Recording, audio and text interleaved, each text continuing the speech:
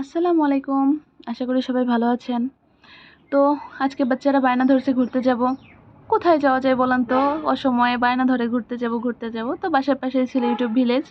তো ভাবলাম সেখান থেকে একটু ঘুরে আসি। ওরাও ফ্রেশ হয়ে যাবে, নিজেদেরও রিফ্রেশ লাগবে। তো এই যে সবাই রেডি হয়ে চলে গেছি ইউটিউব ভিলেজ। এই যে আমার প্রিন্সেস আর এই যে আমার বাবা চুপ করে কোলের মধ্যে বসে আছে। কেননা সে ঘুরতে পারলে খুবই খুশি। আর এই যে ছিল আমার ছোট বোন। তো এই দেখেন সে গাড়ি তুলতে পারলে তার কোনো কথা নেই। তারপরে আমরা চলে আসলাম ইউটিউব ভিলেজ। এই যে ছিল ইউটিউব ভিলেজের প্রবেশ পথ। যদিও একটা সিংহ হাউ করে আছে, জানি না খেয়ে নেবে কিনা। যাই হোক, আল্লাহর নাম করে ঢুকে পড়ি, দেখা যাক কি দেখতে পাই।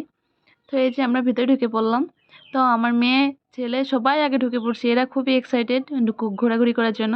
তো এই যে দেখেন, ঢুকেই প্রথমে দেখি একটা পানির ঝর্ণা। ওইখানে অবশ্যই একটা আঙ্কেল বসে আছে টিকিট চেক করার জন্য। এখানে ঢুকতে হলে টিকিট কাটতে হয়। তো এই যে ছিল একটা পানির ঝর্ণা, দেখেন কত সুন্দর। এখানে কিছু মাছ মাছ ডলফিন এগুলা দিয়ে ঝর্ণাটা বানাইছে। এটাই আর কি ঢোকার গেটে প্রথমে চোখে পড়বে।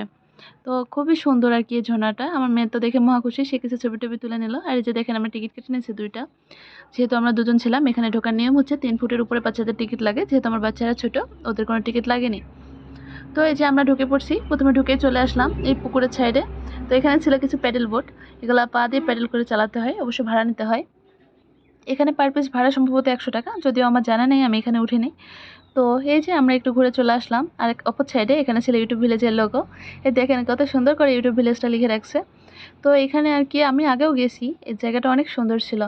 তো এখন কিছুটা আর কি যত্নের অভাবে একটু কেমন কেমন হয়ে গেছে। তারপরও এই দেখেন পর্যটকদের জন্য বানায় রাখছে কিছু বসার জায়গা, সোন দিয়ে বানানো হয়েছে, নিচে টাইলস করে রাখছে।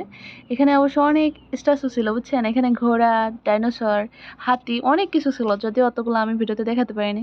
এই যে দেখেন আরও অনেক ফুলের বাগান ছিল, যে গাঁদা ফুল, গোলাপ ফুল, আপনার রজনীগন্ধা, জবা ফুল, অনেক ফুলের বাগান ছিল। তো ফুল দেখলে এমনিই বাচ্চাদের কেন বড়দেরও অনেক ফ্রেশ লাগে। ফুল তো সবারই পছন্দের একটা জিনিস। আর এই যে মাথার উপর ছিল ছাতা, রোদ নেই বৃষ্টি নেই, তবু খুবই ইন্টারেস্টিং। আর এই যে দেখেন এখানে দুইটা ময়ূর কত সুন্দর বসে মনের আনন্দে গল্প করছে, আর আমার বাবারা এখানে খেলা করছে। এটা ছিল বাচ্চাদের প্লেগ্রাউন্ড, যদিও পার্কে গেলে ছোট বড় সবাই সমান, সবারই মনটা একটু আনন্দিত হয়ে যায়। এই যে দেখেন আমার মেয়ে আনন্দে স্প্রিং ঘোড়ায় উঠে পড়ছে, এখানে খালামণির সাথে দোলনায় দুলছে। তো তারা দুজন তো মহা খুশি ঘুরতে পেরে। আর এই যে এখানে ছিল কিছু রাইড, মোটর চালিত ট্রেন, আপনার গাড়ি এগুলা। তো আমি মেয়ের চোখ ধরে নিয়ে যাচ্ছিলাম, যদি যেন সে দেখতে না পায়। তো তার চোখ তো ফাঁকি দেওয়া অসম্ভব, সে দেখে নিছে লাস্টে। এই যে দেখেন এখানে মোটর চালিত ট্রেন ছিল, যেগুলো ঝনঝন করে চলছিল। তো আমার মেয়ে তো বায়না ধরছে সেখানে উঠবে। আমার হাত ধরে টানছে, আম্মু চলো আমাকে টেনে ওঠাও, খালামণির হাত ধরে টানাটানি করছে। তো লাস্টে তাকে পাগল ছাগল বুঝাই নিয়ে চলে গেলাম একটা রাইডে। যদি এখানে বাচ্চারা ছিল না, এই জন্য আর কি রাইডটা বন্ধ ছিল। এখানে তো কোনোভাবেই চলবে না, আমরা সেই সুযোগটাই কাজে লাগিয়ে তাদের বসে দিয়েছি রাইডে। তো বললাম দুই ভাই বোন যত খুশি চালাও, এখানে তেল ফোয়ানোর কোনো চান্স নেই, মনের আনন্দে চালায় নাও।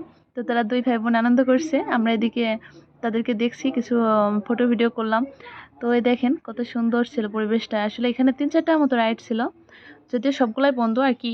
ওই টাইমে সন্ধ্যা হয়ে যাচ্ছিলো, তো বাচ্চারা সবাই ফিরে যাচ্ছিলো, তো রাইডগুলো বন্ধ হয়ে গেছিলো। এদিকে চলে গেছিলাম একটা গোলাপ ফুলের বাগানে। আসলে এখানে লেখা ছিল বুঝছেন, যে একটা ফুল তুললে 200 টাকা জরিমানা। আসলে একটা ফুল তুললে 200 টাকা জরিমানা না, সবগুলো তুললে 200 টাকা জরিমানা, বুঝতে পারিনি। তারপরে